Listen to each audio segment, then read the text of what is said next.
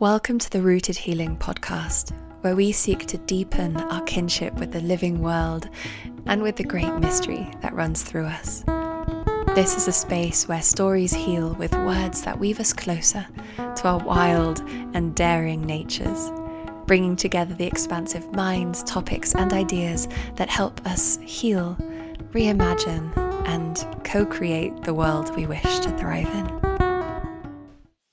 We can't live in our autonomous, empowered freedom as we would because it's encroaching on everything. And so the only way forward is to start to envision what other options are there. The past is served to inspire and motivate us, but if the past were enough, we wouldn't have gotten to where we are today. So there's a balance of reclamation of the past and innovation of a future. And that's our role, and that's the role of the next generation always, because sometimes it takes the evolution of life through us to let some of these new ideas sprout and come through and work their way through us. As long as I breathe, I will listen to the mountains and the trees. I will sing gospel with the birds and the morning sun.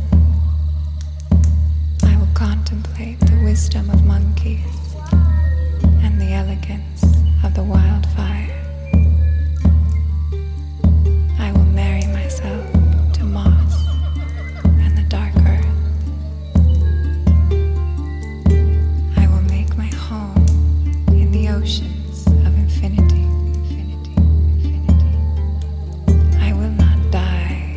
Still breathe.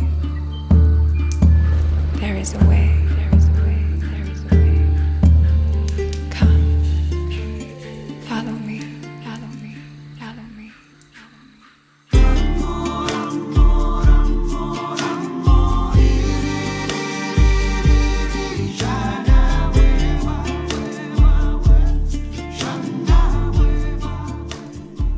Ebyän Zanini Chimba is a decolonial and ecofeminist activist, teacher, and multidisciplinary artist.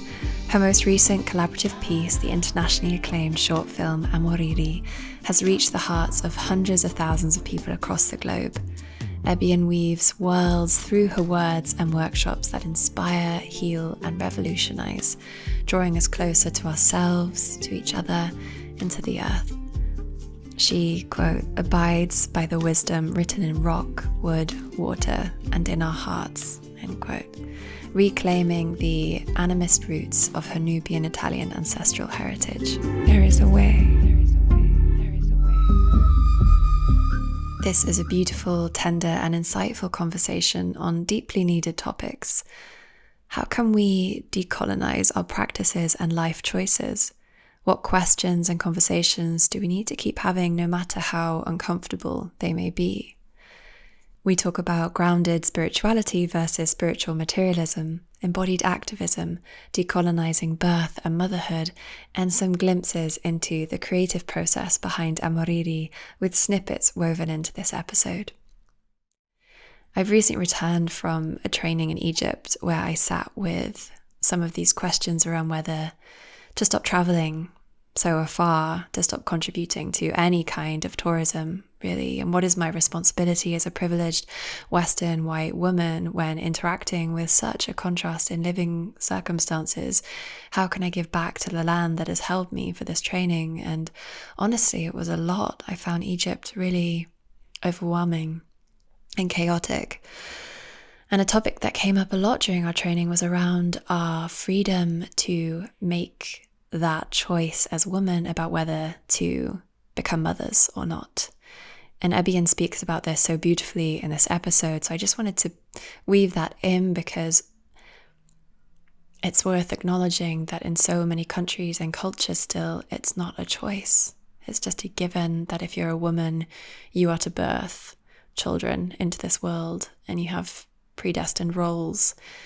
And I'm not actually trying to say that there's good and bad and be colonial in the thought structures that I'm even presenting in this moment.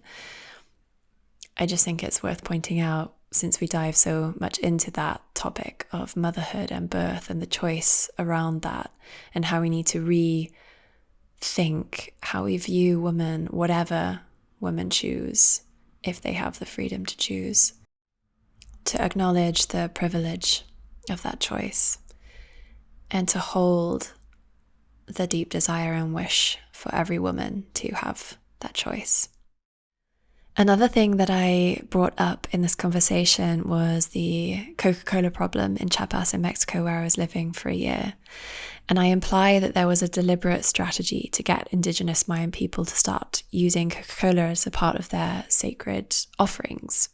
So I did a little bit more research before wanting to piece this episode together. And obviously there's complicated, unclear things behind this. And one of the reasons I've read that Mayan people are using Coca-Cola and Pepsi as a part of their sacred rituals is because the soda causes burping, which is a part of the purging process when they're trying to get rid of sickness for themselves or for their family members. And so I just wanted to speak to the fact that it's likely a mixture of corporate manipulation and active choice, obviously, I suppose, which is always the nuance of how consumerism works in the first place. So I hope you enjoy listening to Ebyän as much as I did. I really value how she is sharing her heart with the world, and I think you'll be inspired by her insights and wisdom in this conversation.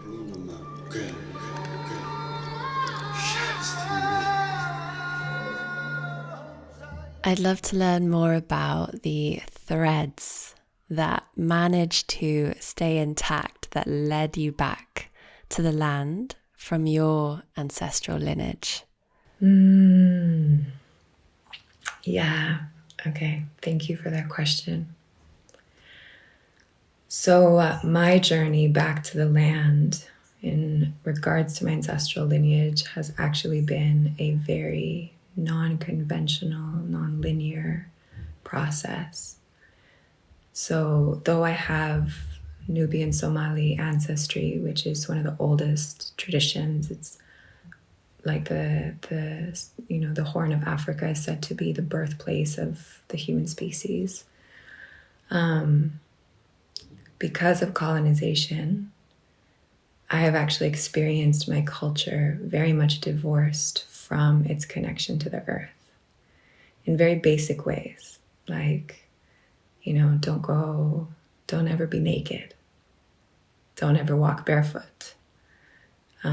What does it mean to be proper and to be received by the world in a way that seems proper, and how that has so deeply embedded itself sometimes in original cultures and then is passed down to children.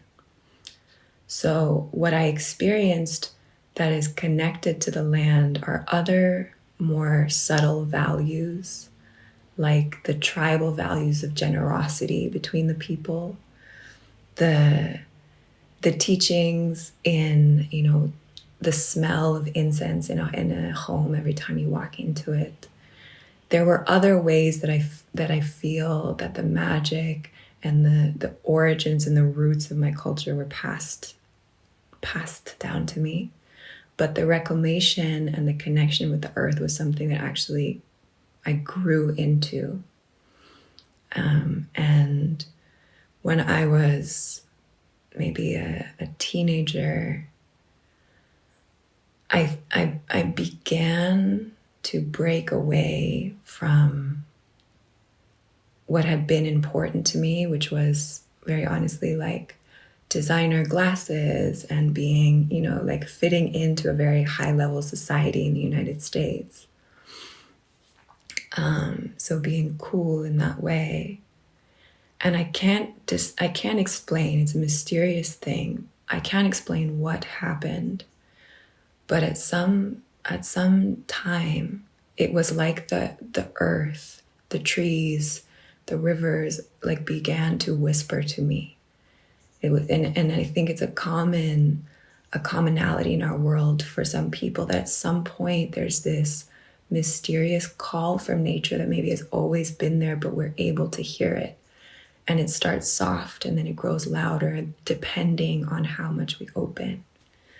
And so the reclamation and the reunion of my culture and the land came after many years where, though I haven't had examples of it, and though I haven't necessarily seen it, I know and experience, my ancestry, this original culture, as a embedded, interwoven existence with nature and as nature. And that what is present today may not look like that, but in the soul and essential self, that's what's underlying there.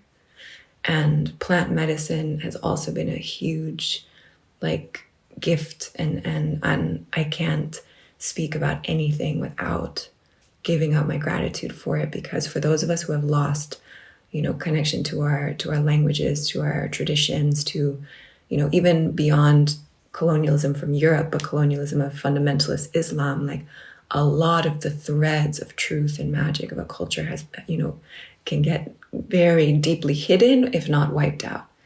And plant medicine has helped me so incredibly to be able to access the hidden archives of wisdom in our blood and our DNA and of my culture.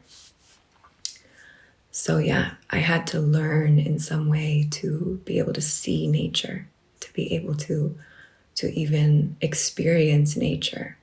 I really am vehemently aware that for the first half of my youth, even though I would go on hikes with my father, for example, into the Alps, I wasn't seeing, I wasn't really able to receive nature. And it's a new learned ability in communication. I love that. Yeah, I was getting tingles.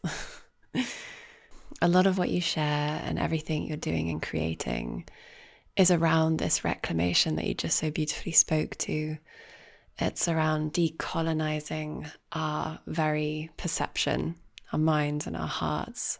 And you're bringing this real multi-ethnic perspective. So I'm just curious what your thoughts are when you're walking a path of healing and exploration. And I've seen many tender nuances in the worlds of well-being and spirituality. I've often been conflicted about the many paradoxes that exist when it comes to people's innate eagerness to learn and heal and return to earth traditions, yet also are possibly repeating models of extraction and colonial abuse. I've seen the kind of ugliness of places like Tulum and other, parts of Latin America where the indigenous are just being pushed further and further from their land through this sort of spiritual materialism and consumerism. And also the beauty I've really witnessed of people transforming their lives and themselves through plant medicine centers in Ecuador and Peru, etc. What reflections can you offer from your work of, and devotion to the earth around this nuance? Yeah, thank you so much for this question. It's so important. It's so important that it's voiced. It's so important that we have the courage to feel it and to see it, because if we just stay in the comfort and what is present in the world in a way is like a transitionary period, and it can get into a very unhealthy comfort zone.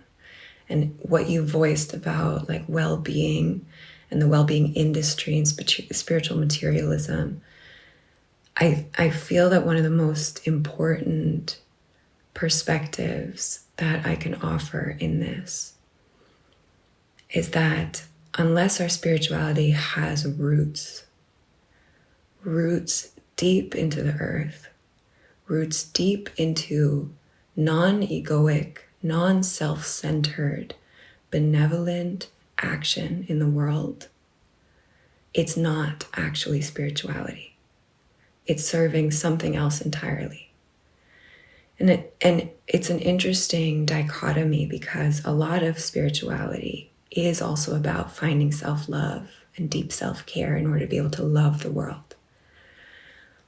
But such a focus has come on focusing only on oneself and a very select few cool others, that then allows us to just keep on going in the rhythm that the world is going right now, without looking at any of the uncomfortable issues, any of the things that are not necessarily in our backyard, but are in the, in the hidden crevices of our psyche, because we are all connected and they will never let us sleep in peace.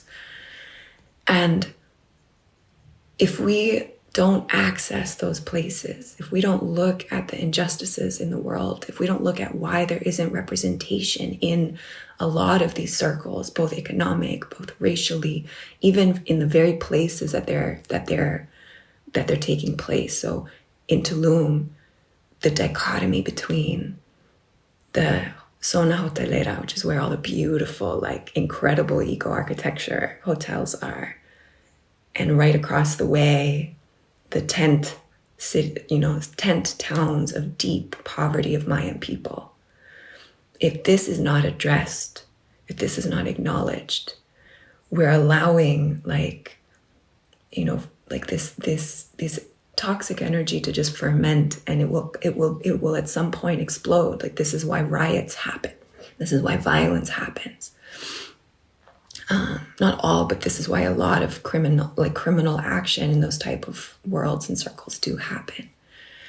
And so I deeply encourage us to let our spirituality take root, in the same way that the goddess movement can be wrongly seen as wearing pretty flowy dresses and gathering with other pretty flowy dressy women and dancing to really beautiful songs. But if we look at the majority of the mythology of the goddess, it is very much embedded in the wet, dark earth, and in descent, and in depression, and in the interconnectedness of the web of life. And the goddess as a representation of the feminine is one of the most non-selfish, non-egoic ways of being, in the sense that we have access to the womb, and the womb is the portal that knows that life is precious, that it is coming all from one fountain, and that until all life is loved and respected, no life will ever be able to have peace, And I mean, I'm a very dramatic person. That was a very dramatic statement. Many of us are deserving of peace in the process of this, times of great change. And we will have peace and have joy.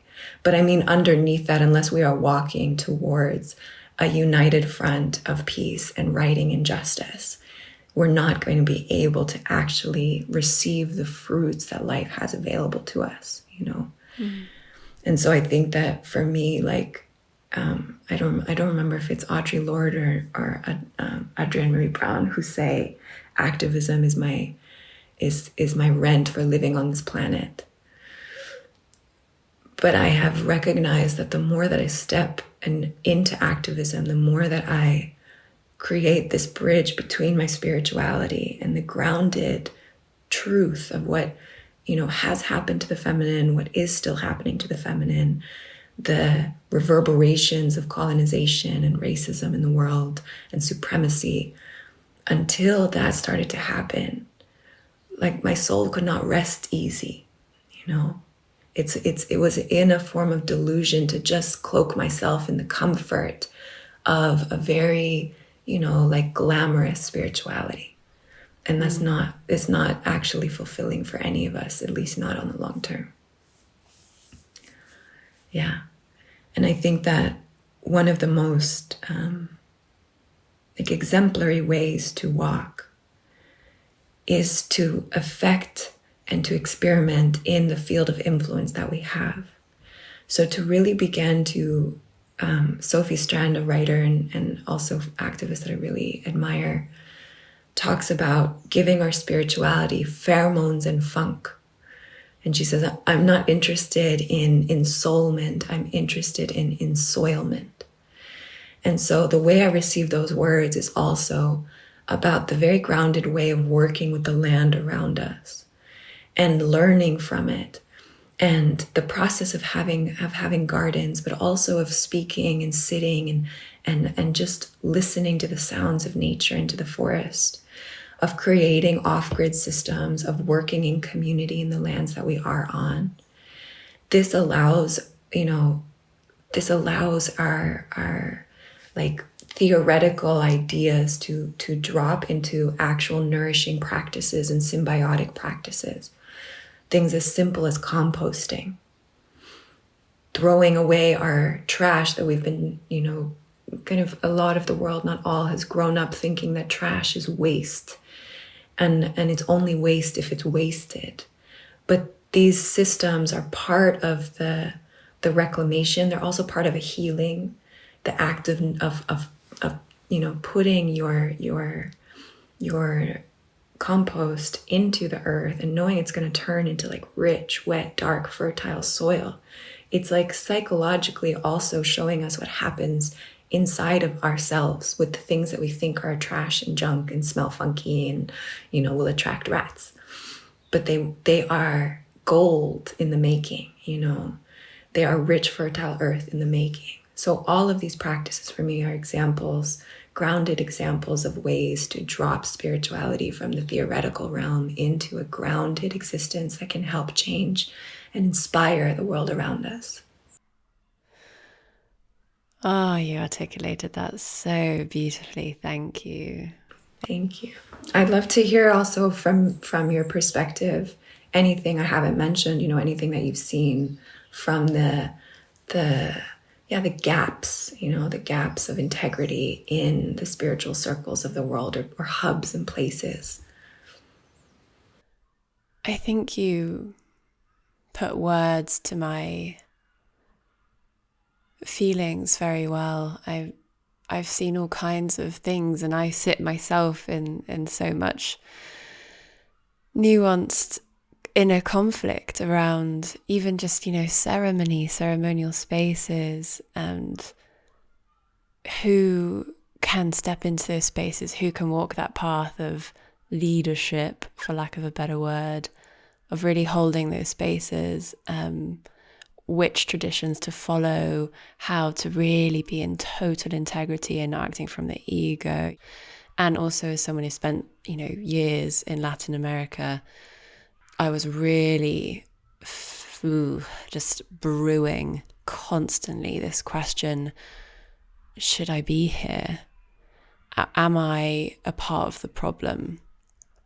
Even though I was just treading so lightly and really respectfully, I could see just being a white person who comes from a country where money's just quite easily there, and you go, whatever, you're in the system, just being that, representing that in a place where the different indigenous groups, for example, in Chiapas in Mexico, have been just so crushed by colonial, by the Spanish, by pretty much everyone who's come to that country. And something that came to me whilst you were talking was that I went to a cacao ceremony whilst I was in Chiapas, and I was speaking with the other expats, which is a word I already have problems with, right? Because why are immigrants in the UK not called expats? Why is it just, people, Western people in Latin America? I think that's already so fucked up. And I was talking about how crazy the Coca-Cola problem was in Chiapas. The Coca-Cola plantation came, plonked themselves on the most sacred mine water sites, dried up all the wells in the whole region. And the journalists who tried to talk about it and write about it all disappeared. And they also did some sort of crazy, deliberate psychological thing to get everyone buying Coca-Cola as their sacred offering of a soft drink instead of, using something else. Wow. So you see on the graves on Day of the Dead, every single grave has a Coca-Cola bottle and oranges, every single, and it's just everywhere, and it's just really dark, right? This energy of power and manipulation and disrespect of religious practices and just earth spirituality. And so almost felt, it's just like a mockery. And I was talking about this in the group, maybe about 6 people, whilst we were sort of setting up. And they didn't respond. They made these noises that medicine keepers make in ceremony. And they blew it away. And they shook their bodies and they changed the subject. Oh my God. That is so deep. That is so symbolic and so deep. Thank you for that story. How often do we want to blow away what's uncomfortable and what we don't yet have answers to? Right? Rather than just like get wider, sit in the discomfort of, I don't know what to do about this. It's so painful and big, but I receive it and I'm allowing it to exist. Thank you for having the courage to bring it up and not just talk about, rainbows and sunshine and feathered dragons. And it's painful, the courage to sit in that is so necessary right now. And I know that not everyone is able to or doing it. And I also recognize like that story, the reason it's so important is because there's many people out there who are lonely on this path, who like feel it deeply, who recognize and have like the sight to see these things. And then are like trying to reach out, trying to share, trying to converse, because there's also a very beautiful sacred practice of conversing into these like waters and deep waters that don't have clear, pathways. But in conversing, sometimes we can open horizons together. But when the others aren't willing to go there with you, it can be really lonely, and really disheartening.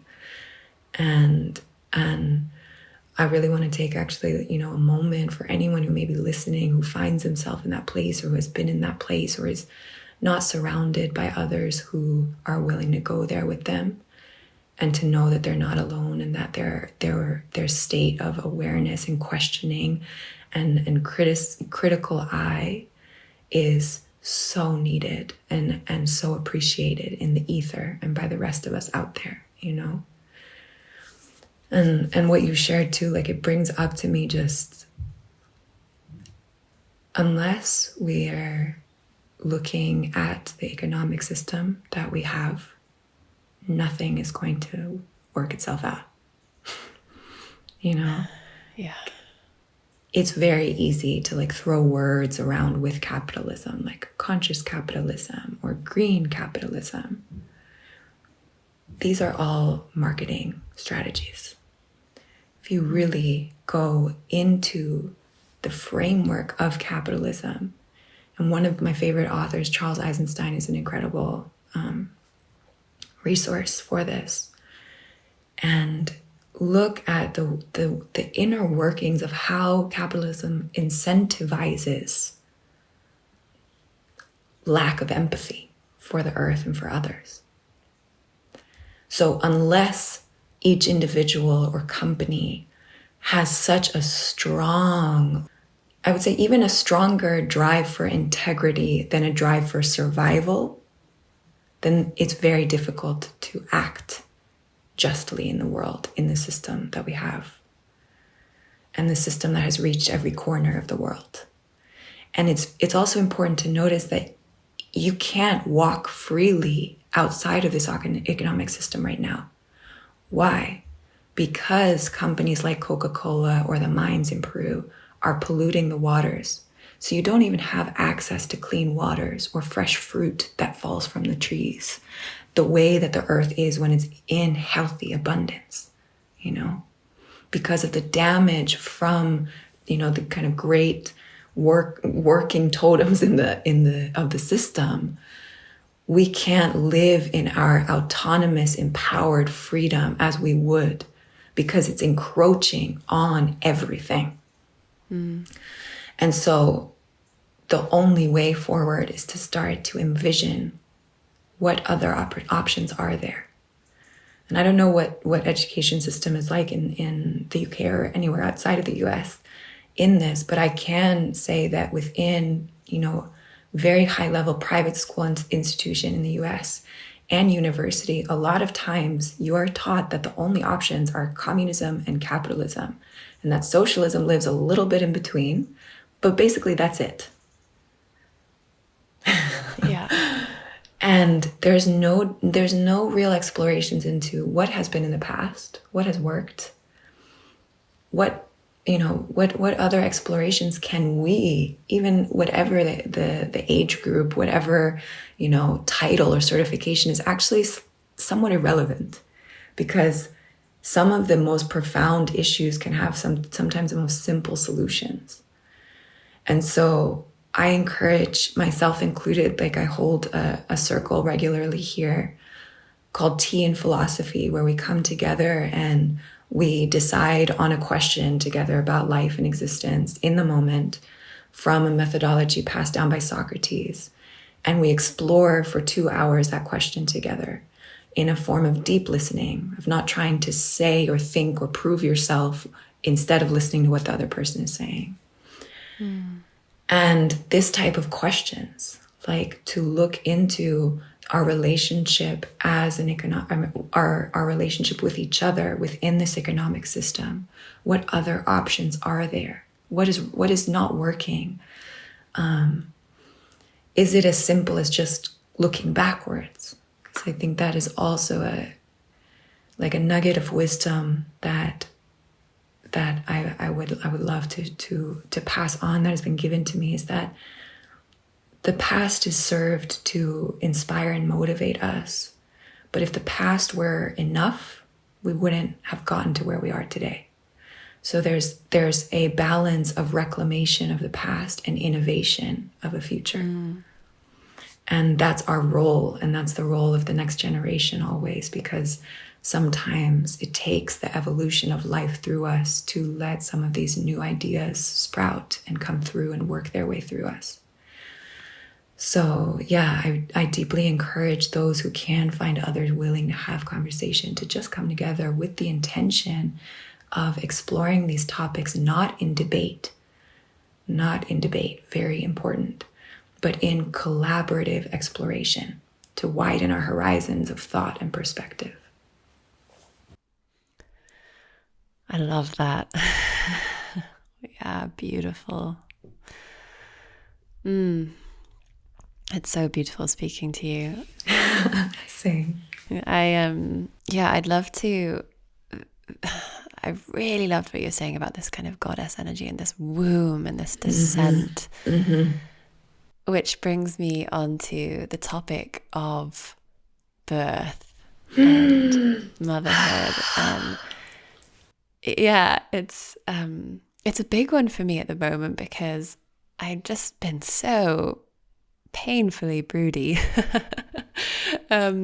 And I'm really noticing in these like early stages of really deciding, I think that's what I want to do already, the projections and the deep conditioning of the colonization of women's bodies and childbirth, and how much personally I have got to reclaim my own sense of sovereignty and safety and trust amongst other people's fear and projection. So do you have any thoughts on this? So many. First I take my heart out and bow to you, and because it does require a lot of courage and a lot of self-affirming strength in a way, because there's so much fear in the field that is not based on actual reality. Complications do happen in birth, and they have happened since the beginning of time. And sometimes we do need intervention. But the fact that has become an idea of the norm is completely incorrect in relation and in reflection to the actual power of women's body. And I want us to take a moment and recognize that is a way of taking away women's power. You know, this way of birthing came about because male doctors began to think they know better about women birthing children than women do, you know?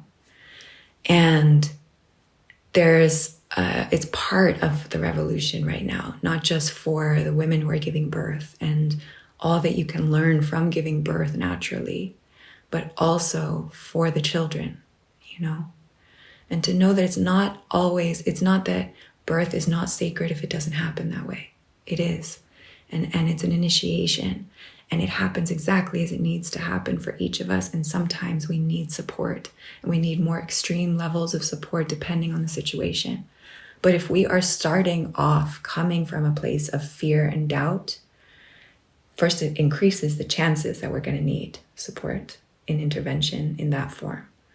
And second, we're robbing ourselves of the opportunity to experience one of life's greatest lessons and one of life's greatest revealings of the deeper layers of feminine strength. One thing to know is that birth is no joke, you know. Even though I deeply respected the feminine and I was like in full reverence for like the goddess traditions and women's circles and all of this, but I had no idea. And that is part of like a society that also, you know, doesn't have this village mentality of being able to witness birth, to be able to hear the stories of birth of my sisters and aunties and you know, like there's like a lost art between women about this. And it's very, very beautiful and important to hear positive births, natural birth stories. Yes. And I think that for me, you know, I did a course on hypnobirthing, which is beautiful and helpful and helped in the moment. But in the moment of birth, I recognized, it was the ultimate ceremony. No plant medicines needed. And there comes a time where, you know, you think you can't go on any longer. And every woman experiences this. And what I recognize is every human in their life will experience that. You will reach a point, maybe several, where you think you can't go on any longer. And so the real teachings of birth and the way we can support people is to let them know that they can, and that others have felt the same way. Exactly that. You are exactly where you need to be, as you need to be. You have everything you need to be. You will make it through this some way or another. You will make it through. And this is part of the secret teachings of birth. And I remember in that moment, I said to my midwife, and I was like, it is the greatest lie in all of history that women are weak. How on earth, after birthing and birthing and birthing for generations, with the fires of creation, could anyone have the audacity to go around saying women are weak, you know? And anyone who experiences natural birth, like it's not even a question. It's just not even a question anymore. That what is required to bring the miracle of life through. And I think for me, even though I had read and learned about orgasmic birth and like maybe if I birth again, I will be, you know, like opened to that. But I actually felt the deep importance about birth being painful. And what it teaches you, like the power and the beauty and the wisdom of like the purifying fires of pain. And the healthiness of the relationship between mother and child that can happen because of that pain. So if you think about it, like when a woman is pregnant, like you are technically one being still in this moment. You're two, but you're one. And part of birth, I don't remember if it's nuclear fission or fusion, but it's taking two, and I mean one, and making them two. And I reflected in birth of just like the ways I've seen the letting go of your child, the taking your projections, your wishes for your world, your want, your control out of your child and bringing it back into your own field of healing. And I was seeing how the pain of this was allowing me to really let go and allow my child to be their own person. And that can allow me to love them clearly, in a way that I wouldn't have been able to if I hadn't experienced that. So there's a lot more I can say, but this is just, one part of it. And there's something I wanted to bring up before about the goddess like movement and like this part of the spiritual scene right now. And I've watched how the goddess movement has been hijacked. A teacher of mine called it plasticified. And one way that this happens is when we start to make the goddess movement about us. And so, when the highlight, the spotlight, and the star and the diva of the show becomes just this woman, that's not actually the path of the goddess. The path of the goddess is very deeply embedded in equal proportion self-love as love for the other. And so this is part of where, the teachings of birth and motherhood are also embedded. And I think it's important to note and voice that part of patriarchal, in Spanish it's derrumbar, derrumbar. It's like the way that the patriarchy has disheveled or dissolved women's sense of self is because no matter which way you turn, it's like you can't really do it right. If you're a mom, then you are not focusing enough on your mission, your career, and you care too much about your children and da da da da da. If you choose not to have children, then you get this, sometimes subtle pressures from your family. This also ancestral kind of pain of like growing old and not having children and feeling like the spinster. No matter which way you turn in the patriarchal lens, you're not doing it right. In the seat of feminine power, mothers have an incredibly sacred role. Women who don't have children, but who are mothering in the world in other forms, who are birthing in the world in other forms, and actually in ways that can only be done if they choose not to have children, because it's a choice, and there's a sacrifice and there's a blessing on both sides, are incredibly important and sacred role for the world. And so to note within ourselves when we start to put one above the other. And I think if you have, I had a deep knowing that I wanted to have children, but I was also afraid that I might not be able to for whatever reason. And there came a point where I actually recognized and brought these two into balance, the path of having children and the path of not having children.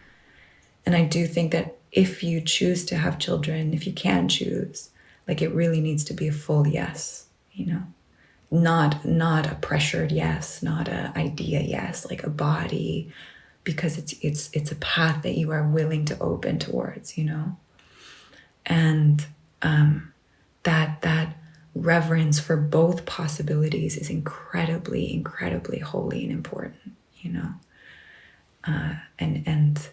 and is a seat of power for the feminine to recognize both as equal and to recognize it in our sisters, Yeah. Oh, thank you for speaking to that. A couple of things came to my mind with what you were sharing about birth being this ultimate ceremony. And a lot of my teachers have been, they're very much the Camino Rojo on the Camino Rojo path. And a lot of my friends are doing their vision quests and walking that path, and I've not felt a pull to it. I love being around it and I love supporting and hearing the stories. But one of the reasons I've not felt drawn to it is because in my life I've already been through my own deep vision quest type initiations. You know, I've had cancer, had operations, I've had dark nights of the soul, I've had crazy, intensely painful periods.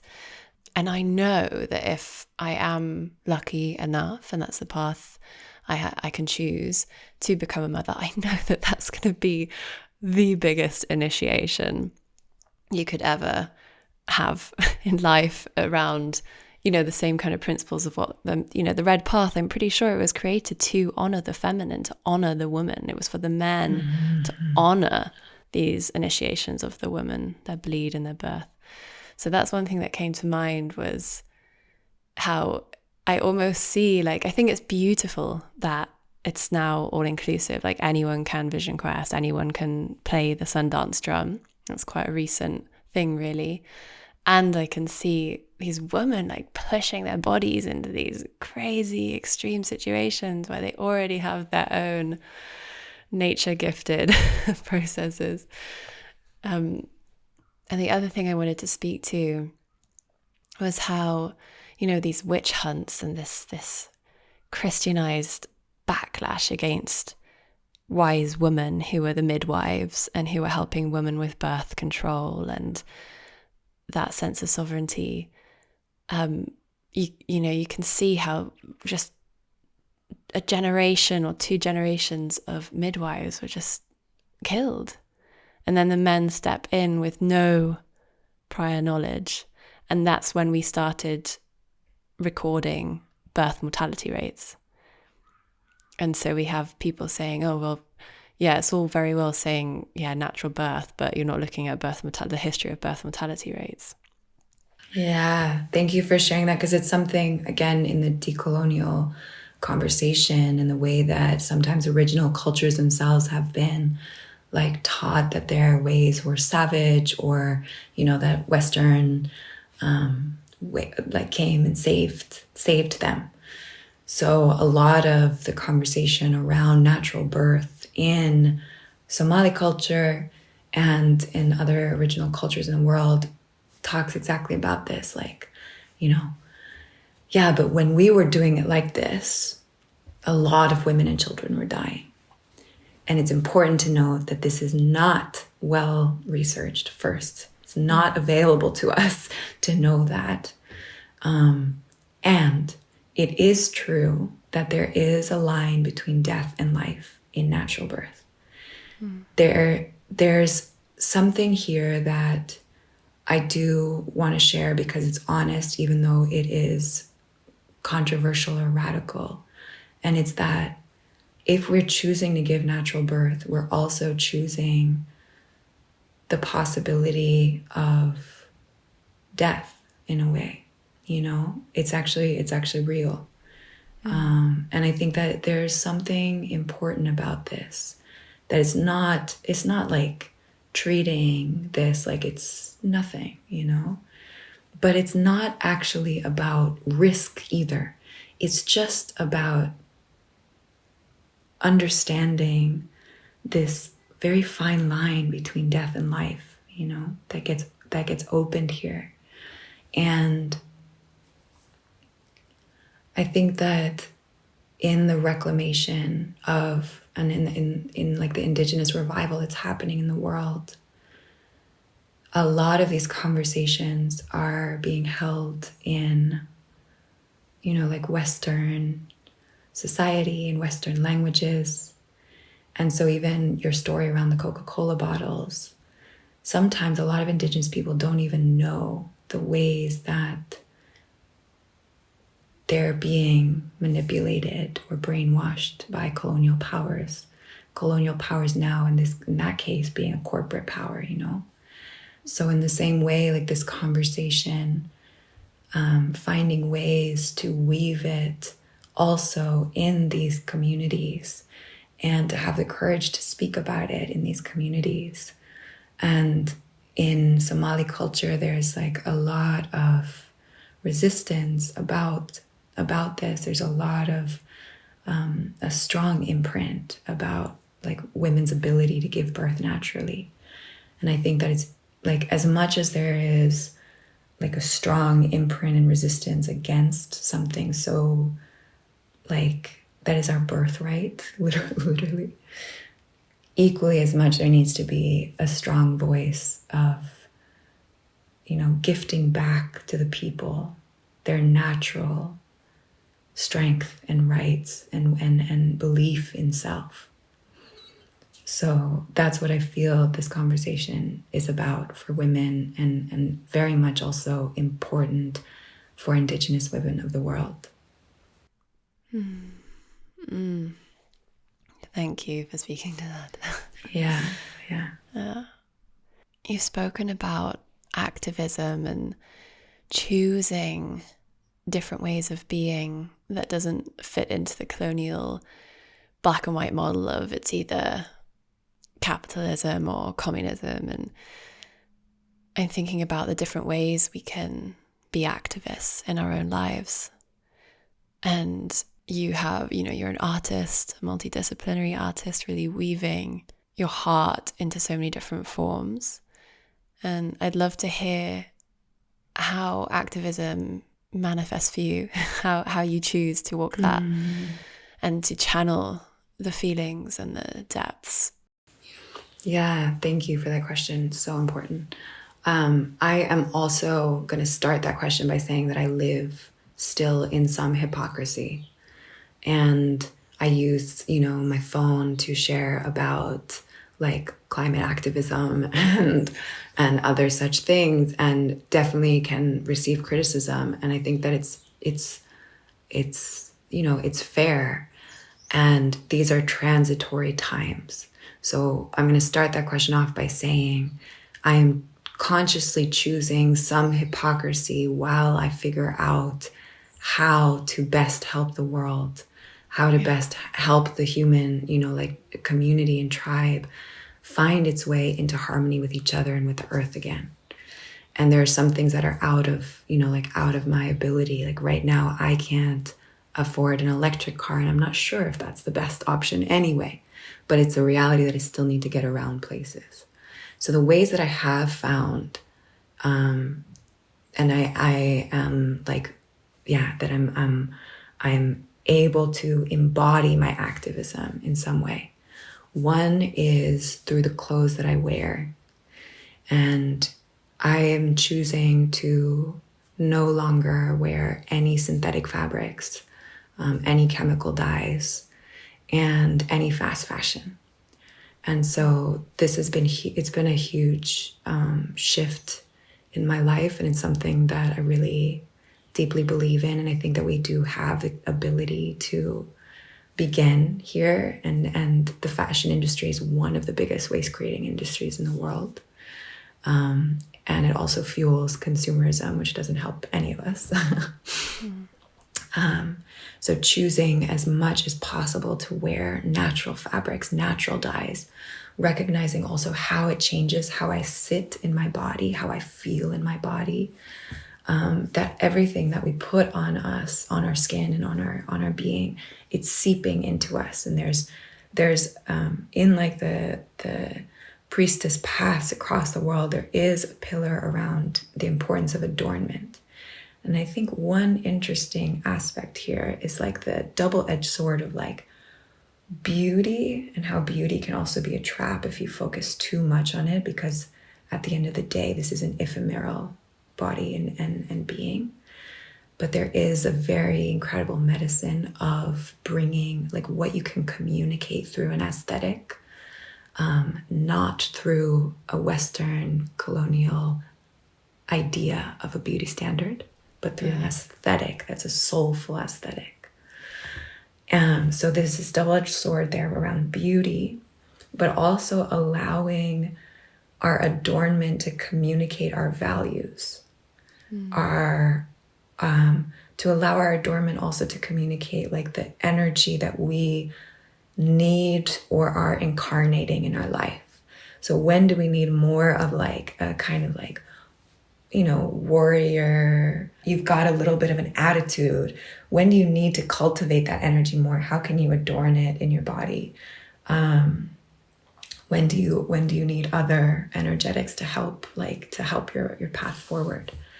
So for me, a big one of integrity has been that from head to toe, as close as possible, natural fabrics, natural dyes.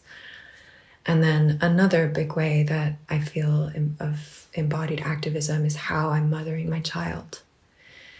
And so one way around this, like this is a very tangible thing, but I don't buy blocks that only have straight lines. And if you think about it, like the curve versus straight line is, you know, also parallel to the masculine feminine principle.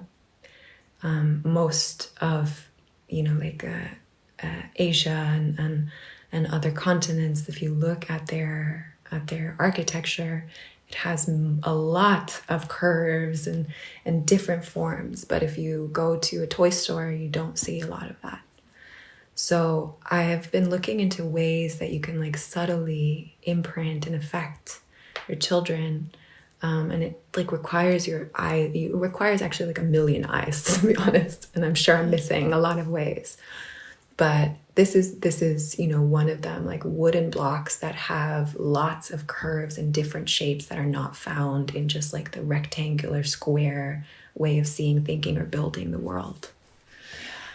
And what I mentioned earlier about our hands in the earth. And I won't talk about that because I already did, but within that, I think that a key form of activism is about how we relate to our tribe, to the tribe around us. So this is where another part of grounded spirituality comes. And I think grounded spirituality in the sense of acknowledging trauma, acknowledge wounding, acknowledging that sometimes we need to learn the ways to respect each other in communication. And that means both in like romantic relationship, as friendships, as, you know, circles that may either be in work or in living communities. And I actually feel that we are beginning to learn how to be a tribal people again, for those of us who have grown up in the West, you know, and it's learned because it's not necessarily embedded or an example that we have as we look around. So for me, a really important pillar in that that I will pass on in my family, we have a motto now, which is, we don't always have to understand each other, but we do have to respect each other. And it's huge. And so in moments where we don't agree or we don't get it, we remember the importance of respecting that, you know, respecting that person, allowing that. And if we can show up for each other or help in some way, even if we don't agree or understand, we will. And so I myself, even though I have like the blood and the ancestry of an original culture, but I still have very strong imprints from a Western society. I'm relearning what it means and what can help to create harmony within the tribe, because we need each other. We are not meant to live in complete isolation from each other. And so we're relearning and embodying the ways of, you know, community. And it's not as simple or as easy as just coming together and then, you know, the world opens. It's a way of being, a way of also decolonizing our minds and our way of seeing ourselves and each other. So that is a huge one, I think, is work on ourself, self-work, healing work on ourselves, and also finding the ways to respect and to live in community. Yeah, it makes me think of something. I think it was Zach Bush who said, we're only as resilient as our neighbour. And it was during the times where everyone was hoarding loo roll and food from the shops. And he was like, well, if the world's really going to end and we're going to get, apocalyptic about it, you're only as resilient as your neighbor. I'd love to share something about this. So for anyone who doesn't know, in the history of Somalia, like many African countries, but I could speak about this one, in 1990, a civil war broke out that, like you see in the movies, is incredibly traumatic. And you wake up one night and you have machete men with machetes at your door, and people running to the next town hoping that the militiamen won't come there. My mother, who was in the US, and I was one at the time, crying and sitting by the phone waiting to hear if somebody had died in the process of escaping, and all because of clan warfare and also the after effects of colonialism, when no longer is there this stable ground. And I remember my grandfather, who was like a colonial pacifist freedom fighter that helped Somalia peacefully detach from the Italian colonial regime, and is deeply celebrated in our country and revered, as a hero. And he was a wise man. And I remember when he made it to the US after a long saga, and obviously the grief of seeing your country fall apart. He was on a boat. This is, one of the stories. He was on a boat, and my aunt, who had just finished medical school, was sewing up a gun wound with a shoelace, wow. And so when they arrived and he began to assimilate, let's say, into US society. And I remember it was 4 years later, and he told me, as we had these storytelling moments at night with my grandfather. And he turned to me and he said, if our people had been like the American people, had not been generous and loving and caring with each other, we would never have survived the Civil War. And it's the truth, and I know it in my bones. If we had been as self-centered as this society is, we never would have survived, any of us, what happened in that country. And I think that it's important as, especially as European or US American people, to sit in the discomfort of that and to exercise it out of ourselves. Because it has to be a conscious choice, and you have to have the willpower to say, first and foremost, you know what, this is a learned way of being. This coldness to others, this self-centered, egoic way of living in society is one way, but it's not the way that my soul cares for. So even if it wasn't exampled to me or passed down to me, the willpower is strong enough for me to learn new ways. So powerful. Thank you for sharing that story.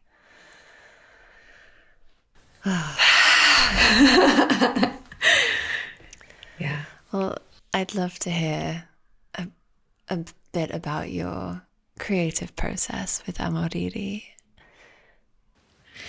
Yeah. Oh my God.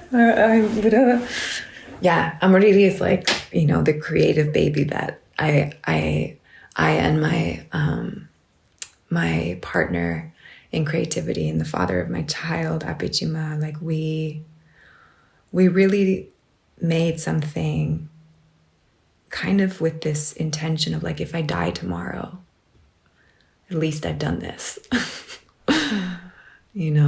and it's a collaborative art piece of storytelling, writing, visual beauty, and heart, I guess I would say. Heart. Underneath everything is the love for the earth. And the story is based on this. The beginning kind of writing of the script was about a girl whose born in the gray of a modern world, and she doesn't belong there, and her soul aches for something more. And so then she begins to hear the whispers of the natural world, and these, you don't know exactly who, but the magic of the natural world begins to leave her clues and guide her way out of the sea of gray of the modern world and into a process, into a descent of transformation and transmutation as her essential natural self. And so she becomes born as one of them, as one of the multi-dimensional beings of the natural world. And it was a very painstaking process to create that. A lot of fights, a lot of struggle, no economic power, a lot of support from the most basic ways, like the filmmaker, cinematographer Nick Fitzhugh, and who has a production company in the US, also gifted a lot of the tools of his production company, which he would normally, rent because he believed in the project, because he wanted to create art like this. And I think it's important to voice that, because if you look at it now, you can see it and it looks like a big production that only people with a lot of resources can do. And we have more resources now than we did to go forward. But at that moment, I think that between me and Abe, we had like 2,000 euro, and we're living in Tulum, and which is like not the easiest place to not be rolling in finances. And we were very much living in the archetype of the starving artist who's so dedicated to the path but just doesn't know how to live in this system. And it's more than like just living in scarcity mentality. It's actually not really wanting or knowing how to embed yourself in integrity into a system yet, while trying to like dismantle it. So we received a lot of like magical help in that way. And things like we didn't have to pay permits to some of the cenotes that we used. We got gifted some footage. And also just we used every ounce of blood, sweat, tears, and money that we had to create this. With this is also a key thing, with like no thought of, are we going to make money from it? Yeah. Like in the end, we published this on Vimeo, YouTube, and Instagram, and it went, like pretty viral, and has been such a blessing, because I think a lot of people know both of us and our work because of that. But that happened as a byproduct. It was not a main factor. And what else can I say about it? Yeah, the process was painstaking, also of two big my partner and I are like very strong-headed creative people who are used to working on their own. And so there's a magic in collaboration, because I know that the reason that it turned out the way it did is because we persevered. And there would be moments where it's like, we have to stay loyal to the best art that we feel, and not if it's your idea or my idea, like to really let that go, and to find ways to be in each moment born anew, and to like listen to the song anew, and to listen to what's needed to communicate, the subtle symbolism in this moment, and to let go of the I and the you and that kind of like warfare. Yeah. I'm really glad I feel I can say that we successfully did that and found collaboration, persevered through the challenges of collaboration. I can relate with my own various things I've done in the past. Maybe you can share your poem from Amoriri and what motivated you to write it. And I'd also love it if you could share your poem from when you gave birth. The opening poem, which I call Warrior Vows, are that. They are vows to the earth. They're words that came to me and through me, but I knew that I wasn't the only one in the world who felt them. And so every time I say them, they like fortify my commitment to the earth and to a natural way of being, and to this kind of solidarity with the others out there who feel the same. And so it says, as long as I breathe, I will listen to the mountains and the trees. I will sing gospel with the birds and the morning sun. I will contemplate the wisdom of monkeys and the elegance of the wildfire. I will marry myself to moss and the dark earth. I will make my home in the oceans of infinity. I will not die while I still breathe.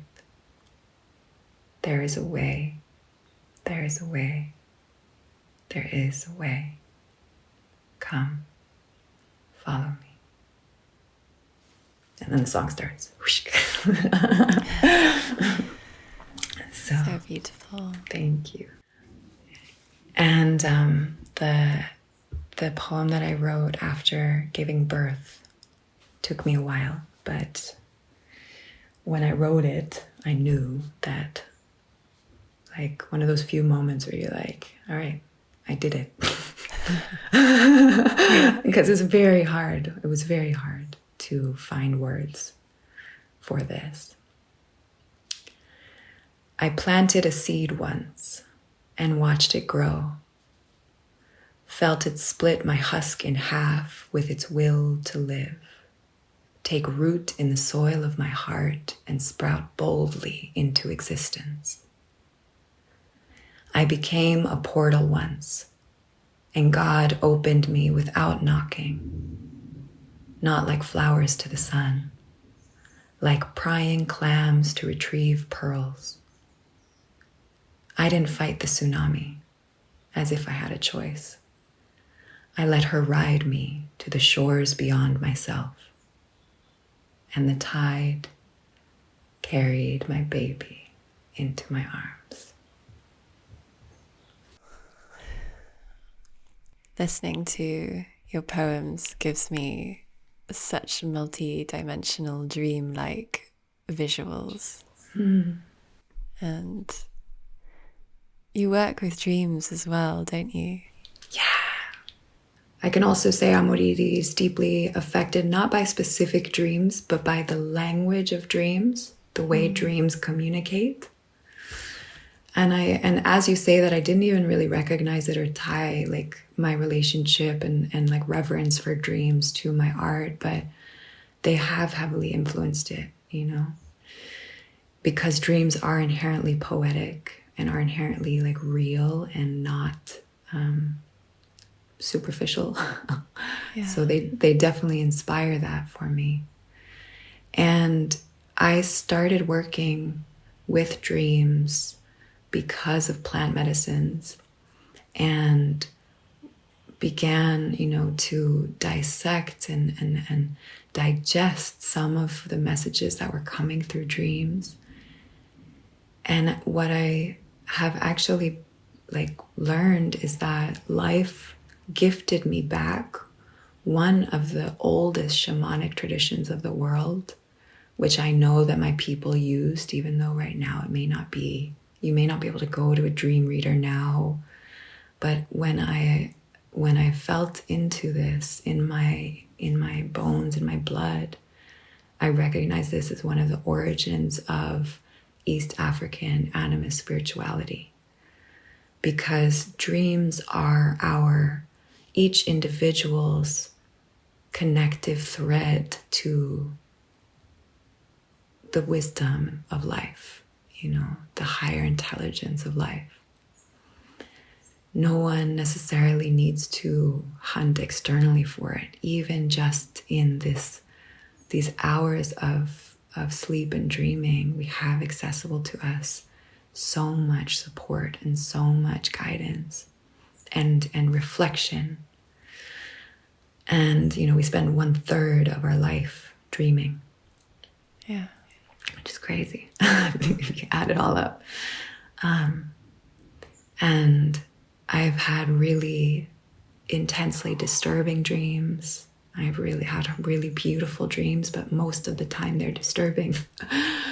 And the reason is also because I recognize now the medicine of dreams, like they're here to help. So they're not here to just always like reflect beauty back to us, though they can do that.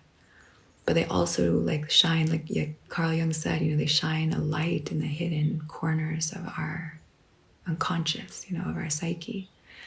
And that is such a gift. So I haven't set up the online course, but I'm in the process of doing it. I've done a very bootleg, like audio lessons for circles of people in the past, but I'm putting together a little bit more curated space for this, to just share a tool that has really helped me in my life, and to share some of the teachings on how to remember your dreams first and foremost, how to what is called seed intentions in your dreams, dream seeding. So you can ask a specific question or place a specific intention as you enter into the dream world. And then how to decode one's dreams.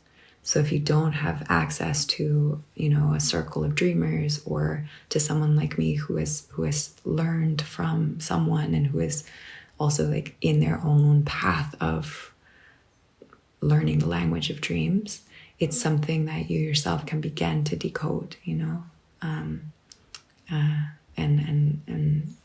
and translate what is happening with what is being communicated. So, yeah, I will definitely be sharing that on my platform sometime soon. Beautiful. And yeah, you're making another film as well, aren't you? Yeah, and making a second film. I mean, inshallah. If all goes as planned, we'll be making a second film. And this one is going to be, it's really deep and it's really visceral. And we have a very basic script already written. We have the song, we have, the spoken word piece of it. And it's touching some of these, that's what we were saying before, like the willingness to go places that you don't have answers to. So we're going to some places we don't have answers to, about oppression and supremacy as like a seed of illness in the human world, human story. And I know that in the process of birthing this, some subtle communication of answers will arise, but we're not necessarily trying to tell people we have anything figured out about it. We're just trying to feel into it and to share what we can perceive so far. And we'll see what else emerges from that. I love that. Yeah, so beautiful. Wow. Well, I just think you're incredible, and everything you're sharing and the way you articulate yourself and the way you inhabit yourself is so inspiring. And yeah, thank you so much for this time. It's a deep honor, and I feel so fed and fueled and nourished by you and your way of thinking and what you're giving to the world, and what this podcast is like is a platform for. So thank you. Keep going. Maybe keep being like the nourishing rains to each other. As long as I breathe.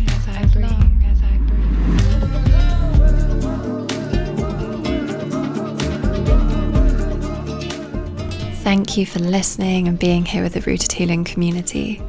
You can find a link to Amoriri, the full film that's on YouTube, in the show notes. And if you want to learn more about Ebyän and her work, visit ebyanchimba.com. The transcript to this episode and many other episodes and all kinds of offerings and resources are available on our Patreon page at patreon.com/rootedhealing.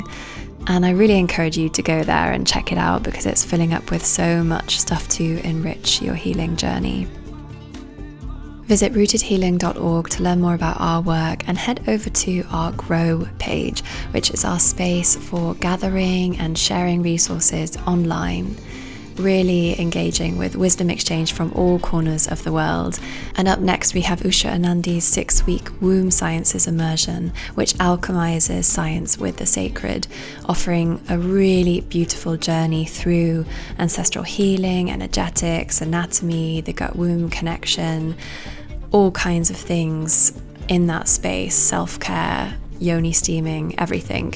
I actually took this course many years ago at the start of my womb healing journey, which if you want to learn more about my womb reclamation story, you can go to the episode with Pia Savilis. I think we called it The Seasons and Cycles of the Wild Feminine.